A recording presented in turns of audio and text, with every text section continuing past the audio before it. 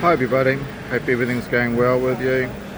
Well, I'm at the terminal number 2 here at Cairo International Airport, waiting to get my final passport control and check-in at the Emirates counter. I'm flying Emirates from Cairo back to Dubai, A380.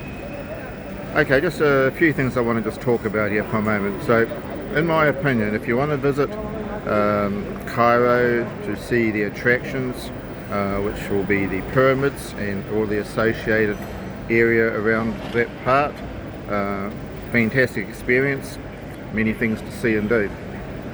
So, maybe you might be Australian or New Zealander. I think the best way to do this is to fly to Dubai. I also suggest flying Emirates. It's a long flight and they're going to treat you very well. Once you get to Dubai, my opinion would be to use the Ibis hotel. It's called the Ibis Styles Hotel at the airport in Dubai. They have a free shuttle pickup at the Dubai International Airport on your arrivals. So all of that works out very well. It's very reasonable. New Zealand dollars, maybe $80 New Zealand for the night, and it's a very nice hotel. Okay, then you decide how many days you want to stay there before you're going to head off to Cairo. So when you're ready to go to Cairo, use the shuttle bus from the Ibis Hotel. That takes you back to the back to Dubai International Airport arrivals, and from there make your way through to your Emirates check-in. The Dubai side of things, guys, is very professional, very orderly, and very straightforward. You'll find I did the manual way. I go up to the check-in counter where an Emirates staff are very, very helpful, especially I'm a bit aged and I'm not interested in mucking around in these bloody electronic check-in kiosks. Just not into that sort of stuff. I want to talk to somebody and sort of do it the old way. So that's good. That then allows you to have your boarding pass issued, even though you might have an electronic one at that stage. I had a paper one as well, and they take your suitcase away from you. So that's checked in at that stage. That's a big relief. You don't have that damn suitcase to worry about, and then you've just got your carry-on bag, which I just use a little knapsack, backpack, and that was good. So then you work your way through the rest of the departure side of Emirates. Very straightforward. You must have, I suggest you must have your ETA for Egypt printed out and inside of your passport, just fold it up inside your passport when you do that check-in at Emirates. They'll check that to make sure that you have visa and that you're going to be having no problems when you arrive at Cairo. So I had all that done, printed out nicely, and the lady looked at that. She said, yes, that's all good to go, no problem there. Okay, ETA for Cairo, for Egypt. There are some scams online, guys. It should only cost you about maybe $20 New Zealand. Oh no, not me. I paid $150 for mine because I took the first site in the list of sites on the internet, which happened to be some bloody third-party place that offered a whole lot of support, which I didn't need, and they charged about $125 for that. So that was my first disappointment. Well, I should say that was preparing me for the rest of the rip-offs that are about to take place. Anyway, with your ETA, you're all good to go. Just go and wait in the waiting area there, in your gate area, waiting for your plane. Get on your plane. It'll typically be a 777 going up to Cairo, and my one was half empty. So anyway, I got off in Cairo. Very straightforward going into the arrivals. Lady there checked my passport and my ETA, stamped my passport, which is nice, and let me through. I picked up my baggage at the baggage claim area and headed out the gate. I then headed out the gate, yep, because you're actually in Terminal 2. You need to then go out the door at arrivals, out onto the footpath, and it'll be hot, guys. If you're this time of the year, it'll be 40 odd degrees, so be prepared for that. You don't want too much clothing. And you could maybe use one of those luggage carriers, but I just used the wheels on my pull-along. So I then headed, it's mainly downhill, so not a big deal. So you're walking out of the doors of Terminal number 2, heading over to Terminal number 3, which is on your left-hand side when you come out of Terminal number 2. And in Terminal number 3, you got back in the air conditioning again. I walked all the way through there to the end, and there's a lift that takes you up to the Sky Bridge, because I'm recommending only to stay at the Lee Meridian Hotel at the airport. So I walked all the way into the to the hotel. So you got to go through a couple of suitcase radar scans, all that sort of stuff. They're very well organised there. You arrive at the hotel, you get into the elevator and go down one level to the lobby area, where the people, the staff at the reception at the Lee Meridian are absolutely fantastic people. They'll treat you very well, very straightforward, very honest. Got my room, and by that stage I was whacked. I actually slept. Woke up sort of later on in the afternoon. I got a lunchtime flight, guys.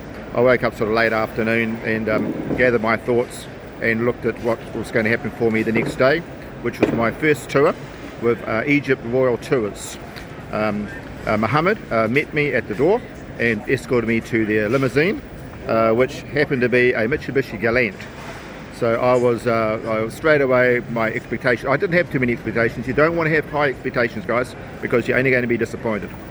So anyway, they did have a cold bottle of water there for me, and I sat in the back of this car, which I felt would be the safest position because it only had a driver's airbag. Anyway, we head off out on our journey, all the way from the airport, all the way through Cairo City. It's a massive task, many near-death experiences along the way. You don't want to really be looking to what's coming up. That's just going to be too much. Anyway, after a long time, we come through the other side of Cairo, and we headed off to the first of the pyramids, which happened to be the Red Pyramid. I got to the Red Pyramid, and it was about 9 o'clock in the morning, I suppose, when we arrived, and I was the only one there. No one else, just me in this pyramid. They said, look, over there, John, just walk over there. So I had to walk over this big desert area, probably about 200 metres, till I got to this sort of a ramp, a staircase, a rickety old staircase that took me all the way up to an entrance, like a hole in the side of the pyramid. When I got up there, there was about 4 old Egyptian guys. When I say old, they're older than me, so they're in their 70s probably.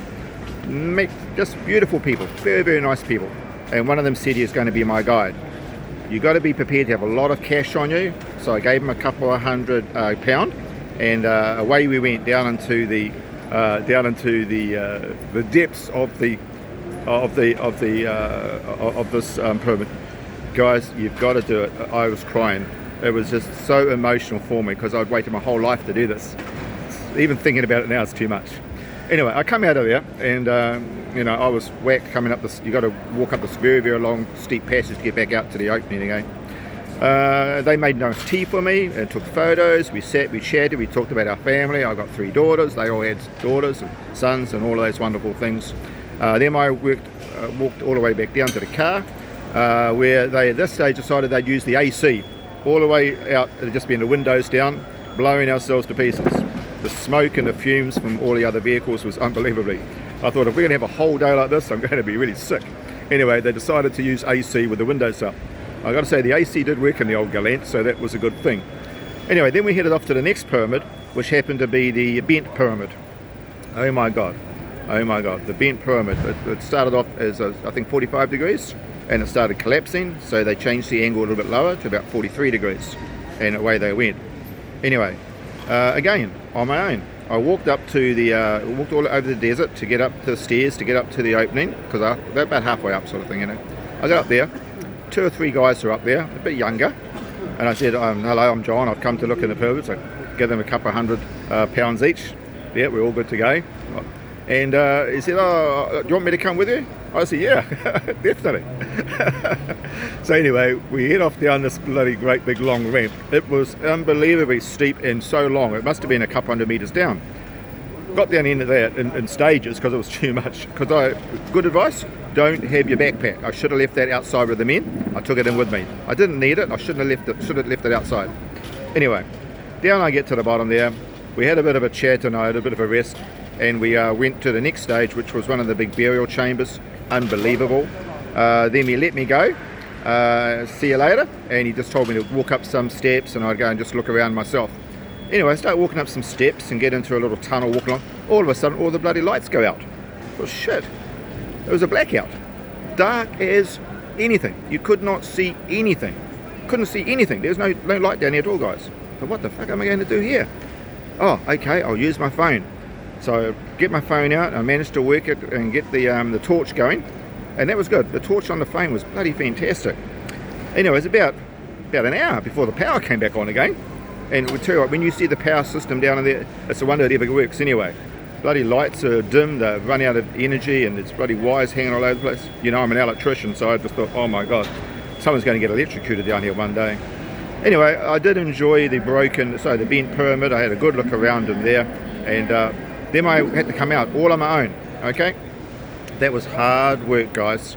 I had to do it in quite a few steps, and yeah, I got out of there, and I've got to say, I've gone through a whole bottle of water, I think, just to get up to the top again. Got out there, the guys were very good, they were very kind, sat down, we chatted, got my breath back, you know, calmed down. I told them about the power. Oh yeah, well, no problem, all the time. Yeah, oh shit. Okay, so be aware of that, guys. You might pay to put a torch in your pocket, actually, just to be sure. No, the first pyramid was a bit more organised. Anyway, we did all that. That was fine, and then we headed off to another area, down past some carpet makers and stuff like that. Have some lunch. Lunch was good. Very nice lunch, all provided. I enjoyed my lunch. And I'm going to just leave that part now and carry on another video on what happened next, because what happened next was very expensive. When I say very expensive, I'm talking about hundreds of US dollars expensive. And you know the Kiwi dollar, guys, is weak as shit. Okay, so it was a lot of money. Anyway, I'm just going to say now how we come back to the airport. So when you've finished your excursions and you're all ready to go back home again, you're at the Lee Meridian Hotel, check out, just go down to the counter with your card, check out, make sure you've got no money owing.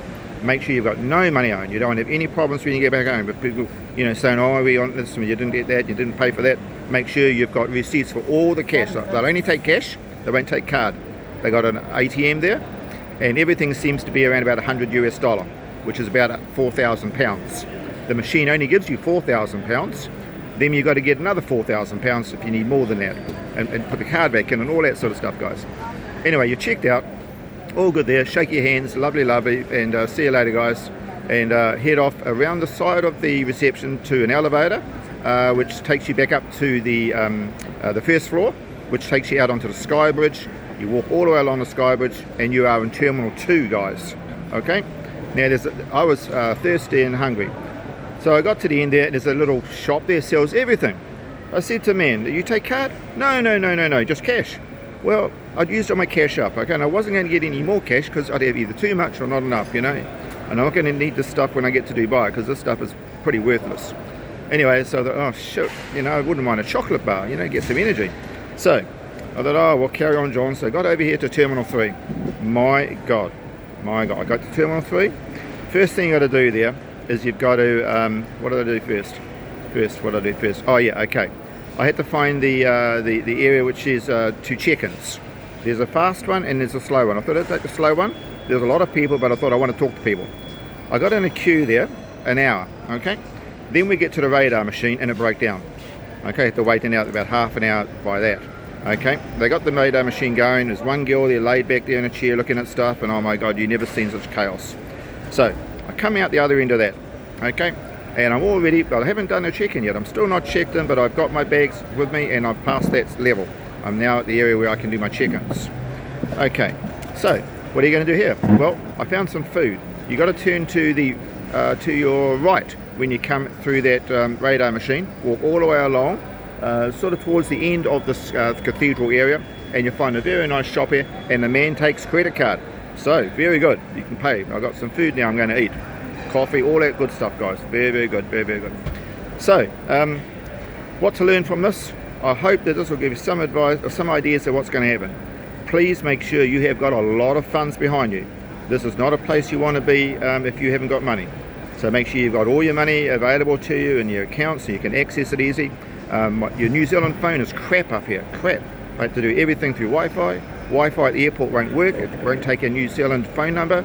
So I'm going to have to lift this video up sometime later when I get a Wi-Fi connection, maybe back in Dubai tonight. So yeah, you have your frustrations, honestly. I did have my Vodafone thing turned off. It zipped out about $50 of my credit straight away on data. I don't know even what I got nothing from there. It just went, bang, gone. Shit, had to turn that off straight away. So anyway, I'll continue this vlog, if you like, a little bit later on. But guys, I am very, very happy that I've got to this stage and going to be back in my home in Dubai. I find Dubai such a lovely place to be. It is so beautiful. I'm so connected there. I have a lot of history, my past experience there. The people are just so nice. The temperature suits me better than here. The temperature, I think, is hotter, and you don't get the rain and you don't get a lot of the wind. It's just nice. And the dirham is a good currency to work with. So thank you very much for taking interest. Thank you so much for looking at some of these little videos I put together on the pyramids. I've enjoyed every single moment of the experiences.